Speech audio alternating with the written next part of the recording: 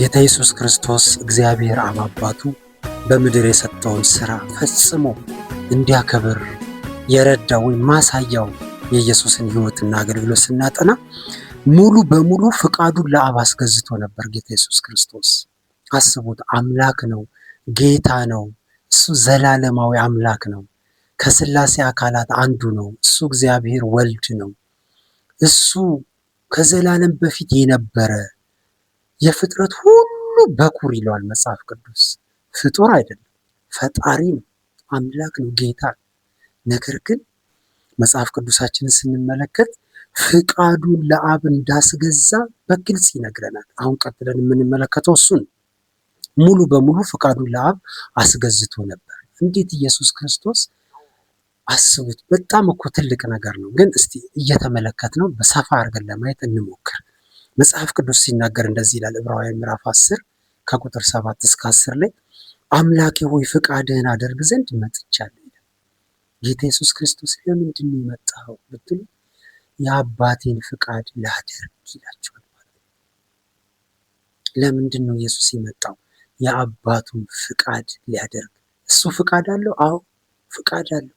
ግን የእሱን ፍቃድ ሳይሆን የአባቱን ፍቃድ ሊያደርግ መጣ። ይሄ ክፍል ይሄን ይነግረናል።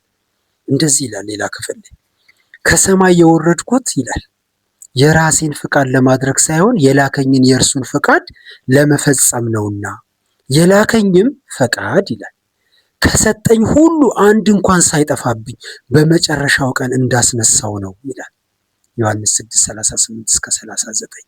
የመጣሁት ከሰማይ የወረድኩት የራሴን ፍቃድ ላደርግ አይደለም። አይገርም? ፍቃድ አለው ማለት ነው። ግን ምን አይልም? የእሱን ፍቃድ አያደርግም። ለዚህ ነው የመጣሁት። ተልእኮ አለኝ። የመጣሁበት ግልጽ ዓላማ አለ። ይሄን አውቃለሁ። ለዚህ ደግሞ ቆራጥ ነኝ። ግን ደግሞ ምንም ቆራጥ በሆነ እውቀት ቢኖረኝ፣ አያችሁ፣ ነገር ግን ምን ይላል? ፍቃዱን ደግሞ ለአብ ያስገዛል ማለት ነው። ይሄ ለብቻ እንድናይ ያረኩበት ምክንያት እውቀት በጣም ጥሩ ነገር ነው። በዓላማ መኖር በጣም ጥሩ ነገር ነው። ቆራጥ መሆን፣ ጨካኝ መሆን ለዛ ዓላማና እውቀት በጣም ወሳኝ ነገር ነው። ግን ይሄ ደግሞ ከሌለ ጎዶሎ ያደርገናል። አይገርማችሁ? ለአብ ፍቃዱን አስገዝቶ ነበር። ለምን መሰላችሁ ይሄ ሀሳብ የሚጠቅመን? እኛ ፍቃድ አለን፣ በኋላ እንመለከታለን። ኢየሱስ ፍቃድ ነበረው። መልካም ሊሆን ይችላል ፍቃዱ፣ ግን በቃ ተወ ይላል። የእሱን ተወና ለመጣለት ዓላማ ለዛ እውነት ሲል ፍቃዱን ለእግዚአብሔር አብ አስገዝቶ ነበር ይላል። የላከኝ ከኔ ጋር ነው፣ እኔ ደስ የሚያሰኘውን ዘውትር አደርጋለሁና አብ ብቻዬን አይተወኝም አላቸው ይላል። አያችሁ፣ የላከኝ አብ ከኔ ጋር ነው ይላል። እኔ ደስ የሚያሰኘውን ዘውትር አደርጋለሁ ይላል። ምንድነው ኢየሱስ የምታደርገው ብትሉት፣ እኔ የማደርገው አብን ደስ የሚያሰኘው ነው ማደርገው ይላል እንጂ የመሰለኝ እውነት እንኳን ልክ እንኳን ምን አይደለም፣ በቃ እሱን ደስ የሚያሰኘውን ያንን ነው የማደርገው ይላል። ዋው! ሌላ ክፍል ላይ ምን ይላል? የላከኝ ከኔ ጋር ነው። ይህን ብያችኋለሁ አይደል?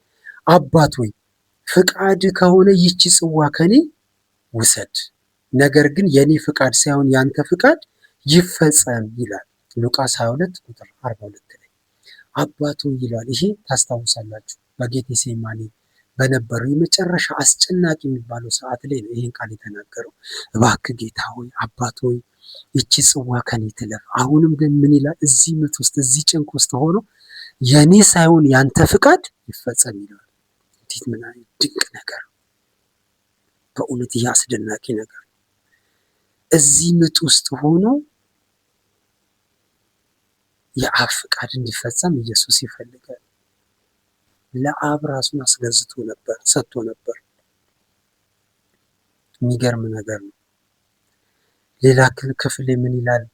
ማቴዎስ ምዕራፍ 26 ቁጥር 39 ላይ እንደምትወደው ይሁን እንጂ እንደምወደው አይሁን ይለዋል። ዋው! እንደምትወደው ይሁን እንጂ እንደምወደው አይሁን ይላል። እንደምትወደው፣ አንተ የምትወደው ይሁን፣ እኔ የምወደው አይሁን ይለዋል። የሚገርም ነገር ነው። ኢየሱስ ለእግዚአብሔር ብቻ ሳይሆን ዓላማው ለሚሳካበት የስቃይ መንገድ ራሱን ለመስጠት ፈቃደኛ ነበር። እዚህ ድረስ ፍቀዱ ያለው ኢየሱስ ራሱን ከመስጠት ምን አላለም? አልከለከለም። ፈቀደ። አይገርማችሁ? ለአብ ንግግር፣ ለአብ ሐሳብና ፍቃድ ብቻ መሰላችሁ እንዴ? ያ መንገድ የሚፈጸምበት መከራ ፊት ለፊቱ እየመጣ ለዛ መከራ ራሱን አልከለከለም። ለምን? ያ ፍቃድ፣ የአብ ፍቃድ ምን የሚፈጸምበት መንገድ የቱ ነው ካላችሁ፣ ምንድን ነው ካላችሁ፣ ይሄ እሱ የሚያልፍበት የሚሰጥበት መሰጠት ልክ ማለት ነው። ያንን ለማድረግ ምን አለ? ፈቀደ።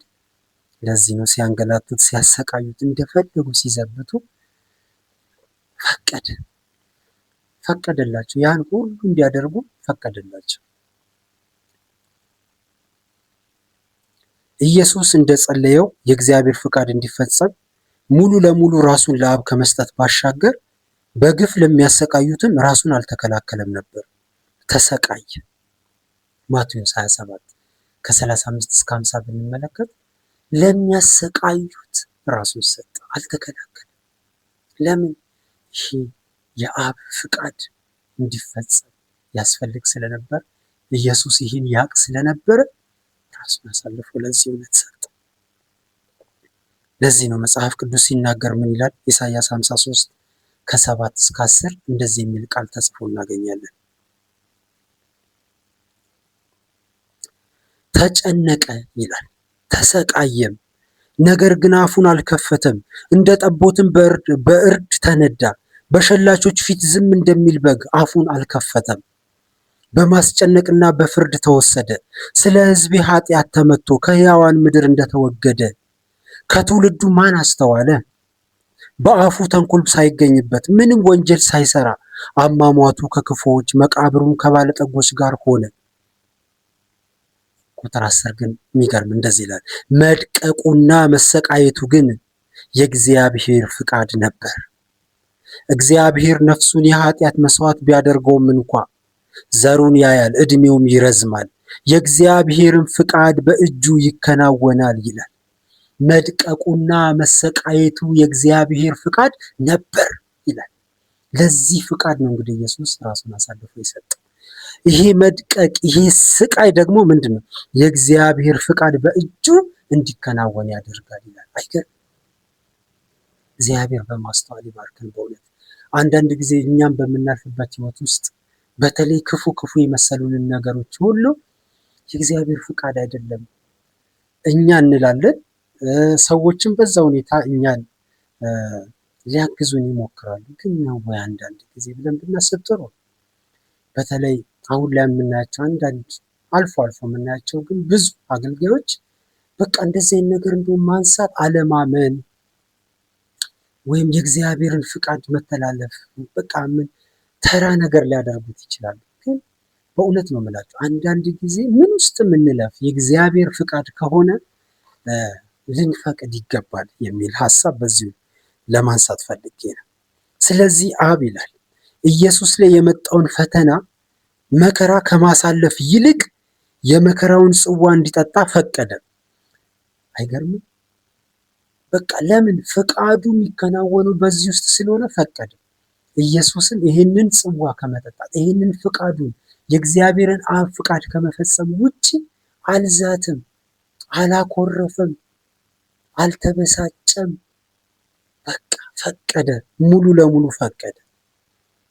ለዚህ ነው አንደኛ ጴጥሮስ 2:23 ላይ እንደዚህ የሚል ቃል አለ፣ መከራ ሲደርስበት አልዛተም፣ ነገር ግን በጽድቅ ለሚፈርደው ራሱን አሳልፎ ሰጠ ይላል። መከራ ሲደርስበት አልዛተም፣ ነገር ግን በጽድቅ ለሚፈርደው ራሱን አሳልፎ ምን አለ? ሰጠ ይላል። አልዛተም፣ መከራ ሲደርስበት አልዛተም፣ በጽድቅ ለሚፈርደው ራሱን አሳልፎ ሰጠ ይላል። ሁለት ፍቃድ በአንድ ላይ ሊሰራ አይችልም። ሁለት ፍቃድ በአንድ ላይ ሊሰሩ አይችሉም። ውጤት ያለው ስራ እንዲሰራ አንዱ ማሸነፍ፣ አንዱ መገዛት አለበት። አያችሁ፣ እኛም ዛሬ ፍቃድ አለ። ኢየሱስን እንወዳለን? አዎ። ቃል አለን? አዎ። ዓላማ አለን? አዎ። ጨካኝ እንመስላለን ወይም ነን? አዎ። ይሁን፣ ችግር የለውም። ነገር ግን ፍቃድ በጣም የዚህ ዘመን ትልቁ ቻሌንጅ፣ ፍቃድ በጣም ትልቅ ቻሌንጅ ነው። ፍቃዳችንን ማስገዛት። እግዚአብሔር ሁልጊዜ ይመራሃል። ፀሐይም ባቃጠለው ምድር ፍላጎትህን ያሟላል። አጥንትህን ያበረታል። በውሃ እንደረካ የአትክልት ቦታ እንደማይቋረጥ ምንጭ ትሆናለህ። በገዛ መንገድህ ከመሄድ እንደ ፈቃድህ ከማድረግና ከከንቱ ንግግር ብትቆጠብ በዚያን ጊዜ በእግዚአብሔር ደስ ይልሃል። በምድር ከፍታዎች ላይ እንድትጋልብ የአባትህን የያዕቆብ ርስት ጠግበ እንድትበላ አደርግሃለሁ። የእግዚአብሔር አፍ ይህን ተናግሯልና ይላል ኢሳይያስ 58 ከ11 እስከ 14። ምንድን ነው የሚለው? በገዛ መንገድ ከመሄድ እንደ ፍቃድ ከማድረግ ምን ብትል? ከከንቱ ንግግር ብትቆጠብ ይላል። በገዛ መንገድህ ከመሄድ እንደ ፍቃድህ ከማድረግ ምን ብትል? ብትቆጠብ።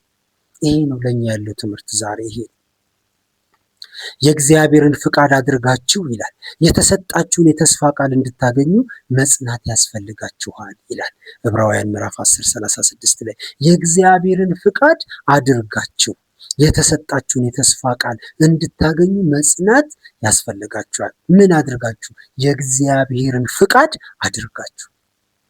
ለምንድን ነው ይሄን የሚያወራን እግዚአብሔር? እኛ ፍቃድ ስላለ። እግዚአብሔር ደግሞ ምን ይፈልጋል? ፍቃዱን የሚያደርጉ ይፈልጋል። እንግዲህ ወንድሞች ሆይ ይላል፣ እንግዲህ ወንድሞች ሆይ ዕዳ አለብን፣ እንደ ሥጋ ፍቃድ ግን እንኖር ዘንድ ለሥጋ አይደለም። እንደ ሥጋ ፍቃድ ብትኖሩ ትሞቱ ዘንድ አላችሁና፣ በመንፈስ ግን የሰውነትን ሥራ ብትገሉ በሕይወት ትኖራላችሁ። ሮሜ ምዕራፍ 8 ከ12 እስከ 14 እንደዚህ ይላል አሁን ያነበብኩት። ስለዚህ የጌታ ፍቃድ ምን እንደሆነ አስተውሉ እንጂ ሞኞች አትሁኑ። የጌታ ፍቃድ ምን እንደሆነ እወቁ እንጂ ሞኞች አትሁኑ። ኤፌሶን ምዕራፍ 5:17 ላይ የእግዚአብሔር ፍቃድ ምንድን ነው? በእኔ ሕይወት፣ በግል ሕይወቴ፣ በልጆቼ፣ በትዳሬ፣ በቤተ ክርስቲያን፣ በምድሬ ላይ የእግዚአብሔር ፍቃድ ምንድን ነው? የእግዚአብሔር ፍቃድ? በጣም ወሳኝ ጥያቄ ነው ወገኖች፣ መጠየቅ መቻል አለብን። አለበለዚያ የእግዚአብሔርን ፍቃድ ፈጽመን ማለፍ ይከብደናል ማለት ነው። ፍጥረት ለከንቱነት ተገዝቷልና በተስፋ ስላስገዛው ነው እንጂ በፍቃዱ አይደለም። ተስፋውም ወይም ፍቃዱም ፍጥረት ራሱ ደግሞ ከጥፋት ባርነት ነፃ ወጥቶ ለእግዚአብሔር ልጆች ወደሚሆን ክብር ነፃነት እንዲደርስ ነው ይላል ሮሜ 8 ከ20 እስከ 22። የእግዚአብሔር ፍቃድ ምንድን ነው? ለፍጥረቱ፣ ለዓለሙ፣ ለእኔ፣ ለእናንተ ምንድን ነው የእግዚአብሔር ፍቃድ? በፍቃዱ ውስጥ እንድንኖር፣ በፍቃዱ ውስጥ እንድንጠቀለል የእግዚአብሔር ፍቃድ። የእግዚአብሔር ፍቃድ ደግሞ ምንድን ነው? በጎ፣ ደስ የሚያሰኝ ውጤቱ ያማረ ነው። ሃሌሉያ። ብዙ ቆይቼ አሁን ወደ እናንተ እንድመጣ በእግዚአብሔር ፍቃድ መንገዴን እንዲያቀናልኝ እየለመንኩ ሁልጊዜ ስጸልይ ስለ እናንተ ሳላቋርጥ አሳስባለሁ ይላል ጳውሎስ ሮሜ ምዕራፍ 1 ቁጥር 10 ላይ። በእግዚአብሔር ፍቃድ መንገዴን እንዲያቀናልኝ። ወንጌል እኮ ነው ሊሰራ የሚሄደው። ሮሜ ያሉ ሰዎችን እኮ ሊያይ የሚሄደው ለጉብኝት አይደለም፣ ወይ የሆነ ነገር ራሱን ሊያዝናና ፈታ ሊያደርግ እንደዛ አይደለም እኮ የሚሄደው። ወንጌል ሊሰራ፣ ስለ ክርስቶስ ሊናገር፣ ስለሚያድነው ስለዚህ እውነት ሊያውጅ ነው የሚሄደው። አይገርምም? ይሁን እንጂ ይላል ሐዋርያው ጳውሎስ፣ ይሄንን እንኳን የማደርገው በፍቃድ የሚገርም ነገር እስከምን ድረስ ነው የሚገባኝ እግዚአብሔር ፍቃድ ወገኖች። በጣም እኔ ከዚህ እውነት በእውነት ነው የምላችሁ በጣም ተምሬያለሁ። በጣም ብዙ ተምረናል። እግዚአብሔር ይመስገን። ሃሌሉያ። የእግዚአብሔር ፍቃድ እንዴት መልካም መሰላችሁ! እንዴት ድንቅ መሰላችሁ! ልብንም የሚመረምረው መንፈስ ሐሳብ ምን እንደሆነ ያውቃል፣ እንደ እግዚአብሔር ፍቃድ ስለ ቅዱሳን ይማልዳልና። ሮሜ ምዕራፍ 8:27 ላይ ምንድን ነው የሚለን? እንደ እግዚአብሔር ፍቃድ ይማልዳልና ይላል። ማን? ልብን የሚመራው መንፈስ ቅዱስ ይላል። ልባችንን የሚመረምረው ምንወደው፣ ምንዘምርለት፣ ምንናፍቀው መንፈስ ቅዱስ ራሱ እንዴት እንደሚቃትትልን ታውቃላችሁ? እንዴት እንደሚያገለግለን፣ እንዴት እንደሚቃትትልን ታውቃላችሁ? እንደ እግዚአብሔር ፍቃድ፣ እንደ እግዚአብሔር ፍቃድ። ምን አይነት ነገር ነው ይሄ እግዚአብሔር ፍቃድ! ሃሌሉያ ሃሌሉያ። ለዚህ ነው ዕብራውያን 6:3 ላይ እግዚአብሔር ቢፈቅድ ይህን እናደርጋለን ይላል። ያዕቆብ ላይ ይሄ ቃል እንዳለ አውቃለሁ። እግዚአብሔር ቢፈቅድ ይህን እናደርጋለን። አያችሁ፣ ያዕቆብም እንደዛ ነው የሚለው። ነገ ብለን ስናስብ ምንድን ነው የሚለን? እግዚአብሔር ቢፈቅድና ብንኖር አይደል እንዲህና እንዲያ እናደርጋለን ይላል። ምን ፍቃድ? የእግዚአብሔር ፍቃድ የሚባል ነገር አለ ወገኖች። ይሁን የእግዚአብሔር ፍቃድ። በምድርም የሚኖሩ ሁሉ እንደ ምናምን ይቆጠራሉ፣ በሰማይም በምድር ላይ በሚኖሩ መካከል እንደ ፍቃዱ ያደርጋል። እጁንም የሚከለክላት ወይም ምን ታደርጋለህ የሚለው የለም ይላል ዳንኤል 4:45 ላይ። በጣም የሚገርም ነው። እንደ ፍቃዱ ያደርጋል፣ እጁንም የሚከለክላት ወይም ምን ታደርጋለህ የሚለው የለም ይላል። ስለ እግዚአብሔር ነው የሚናገረው። የእግዚአብሔር ፍቃድ እንደማይከለከል ታውቃላችሁ። የፈለገ ብንበዛ ብንጮህ፣ የፈለገ ግርግር ቢፈጠር የእግዚአብሔር ፍቃድ እንደማይከለከል ታውቃላችሁ። ለዚህ እኮ ነው ከእግዚአብሔር ፍቃድ ጋር መስማማት የሚኖርብን። ከእግዚአብሔር ፍቃድ ጋር መስማማት የሚኖርብን ለዚህ ነው። እንደ ፍቃዱ ምን ይላል? ያደርጋል። እግዚአብሔር ምን ያደርጋል? እንደ ፍቃዱ ያደርጋል። ሃሌሉያ። እንደዚህ ይላል የእግዚአብሔር ቃል ሌላ ክፍል ላይ ዓለምና ምኞቱ ያልፋሉ፣ የእግዚአብሔርን ፍቃድ የሚፈጽም ግን ለዘላለም ይኖራል ይላል። አንደኛ ዮሐንስ ምዕራፍ 2:17 ላይ ዓለምና ምኞቱ ምን ይላሉ? ያልፋሉ፣ የእግዚአብሔርን ፍቃድ የሚያደርግ ሰው ግን ለዘላለም ይኖራል። አያችሁ፣ የእግዚአብሔር ፍቃድ ዘላለማችንን ሳይቀር ይነካዋል፣ ዘላለማችንን ሳይቀር ይወስናል ማለት ነው። ስለዚህ የእግዚአብሔርን ፍቃድ የሚያደርግ ሰው ለዘላለም ምን ይላል? ይኖራል ይኖራል ይኖራል። እንደምትወደው ይሁን እንጂ፣ ቅድም ይሄን ቃል አንብበናል አይደል? እንደምወደው አይሁን ይላል። የሚገርም ነው፣ የሚገርም ነው። በዘላለም ኪዳን ደም የበጎች ታላቅ እረኛ የሆነውን ጌታችን ኢየሱስን ከሞት ያስነሳው የሰላም አምላክ ፍቃዱን እንድታደርጉ በመልካም ነገር ሁሉ ያስታጥቃችሁ፣ አሜን ይላል ዕብራውያን ምዕራፍ 13:21 ላይ። በዘላለም ኪዳን ደም የበጎች ታላቅ እረኛ የሆነውን ጌታችን ኢየሱስን ከሞት ያስነሳው የሰላም አምላክ ፍቃዱን እንድታደርጉ በመልካም ነገር ሁሉ ያስታጥቃችሁ።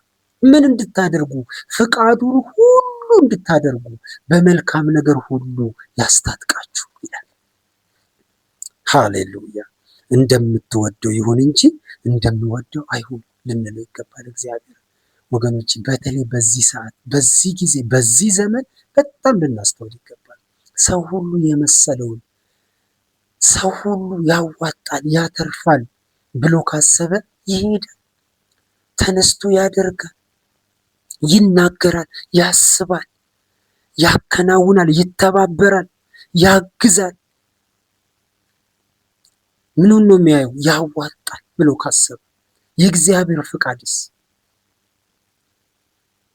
ወገኖች፣ የእግዚአብሔር ፍቃድ የሚባል ነገር እንዳለ ታውቃላችሁ? እኔ አስታውሳለሁ አንዲት እናት የዛሬ 14 15 እንደዛ አካባቢ ከዛ በፊት የሚሆን ዓመት ላይ ነው እኛ ቤት ውስጥ ጸሎት እንጸልይ ነበር እና እቺ ሴት ወደ ናዝሬት ልትሄድ ተነስታለች፣ አስባለች። ትራንስፖርት አላጣችም፣ ቤተሰቧን ልታይ ነው የምትሄደው። የሚገርማችሁ ምንም ማለት ለመሄድ በቃ ተዘጋጅታለች። ነገር ግን አስታውሳለሁ በነበረን ጸሎት ላይ እያለቀሰች ልሄድ አስቤያለሁ፣ ቤተሰቦቼን መጠየቅ እፈልጋለሁ፣ ወስኛለሁ፣ ኦልሬዲ ልሄድ ተነስቻለሁ፣ ግን የእግዚአብሔር ፍቃድ ከሆነ ጸልዩልኝ ብላ በእንባ ስትጸልይ አስታውሳለሁ። እንደዚህ አይነት በጣም ብዙ ልምምዶችን እኔ አይቻለሁ። ወገኖች ሆይ፣ ሰው እስከዚህ ድረስ ዛሬ እኛ እኮ በቃ ለምሳሌ ወደ ሆነ አውሮፓ ወይም አሜሪካ ሀገር ሰዎች ሲሄዱ መሳካቱ ራሱ በቃ ያ መንገድ መከፈቱ ራሱ የእግዚአብሔር ፍቃድ እንደሆነ ነው የሚታሰበው። ለምን አይባልም? እኛን ደስ ካሰኘን፣ እኛ የፈለግነው ከሞላ፣ እኛ የፈለግነው ከተሳካ በቃ የእግዚአብሔር ፍቃድ ይመስለናል። ግን አይደለም። የእግዚአብሔር ፍቃድ እኮ እግዚአብሔር ያለበት ማለት እኮ ነው። አዎ እስማማለሁ የሚልበት ማለት እኮ ነው። እግዚአብሔር ከኛ ጋር የሚሆንበት ማለት እኮ ነው የእግዚአብሔር ፍቃድ። ይሄ የእግዚአብሔር ፍቃድ። ለዚህ ነው ጌታ ኢየሱስ ክርስቶስ በምድር የተሰጠውን ስራ ፈጽሞ ያከበረበት አንዱ ትልቅ ፒላር ይሄ ነበር። ፍቃዱን ለአብ አስገዝቶ ነበር። ዛሬም እግዚአብሔር እኛን የሚያስተምረን ይህን ይመስለኛል። ፍቃዳችንን ለእግዚአብሔር እንድናስገዛ የእግዚአብሔር ፍቃድ። ግድ የላችሁም፣ ሞኝነት ሊመስል ይችላል፣ ግን አይደለም። ፍቃዳችንን ለእግዚአብሔር አብ እናስገዛ። ምንም አንከስርም። ምንም ሰዎች ሊቀድሙን ይችላሉ። አዎ ሁኔታዎች ሊያመልጡን ይችላሉ። አዎ ግን እስቲ እኛ የእግዚአብሔር ፍቃድ እንደሆነ አውቀን፣ በተለይ አውቀን በግምት አይደለም፣ በፍርሃት አይደለም፣ ገብቶን ተረድተን የእግዚአብሔርን ፍቃድ መኖር እስቲ እንጀምር። ምንም አይጎልብንም። በእውነት ነው የምላችሁ። ምንም ራስ እንጂ ጅራት አንሆንም። በቃ አንዱ የአምልኮ ክፍል እንደሆነ ታውቃላችሁ ፍቃድ። ለዚህ ነው ጌታ ኢየሱስ ክርስቶስ በምድር የተሰጠውን ስራ ፈጽሞ ለማክበር አብን በቃ ደስ አሰኝቶ ለማለፍ ትልቅ ፒላር የሆነ ይሄ ነበር። ፍቃዱን ለአብ አስገዝቶ ነበር። እንዴት ደስ ይላል! በእውነት በጣም ይሄ ደስ የሚል ነገር ነው። እግዚአብሔር በዚህ እውነት ይባርክ። ሃሌሉያ።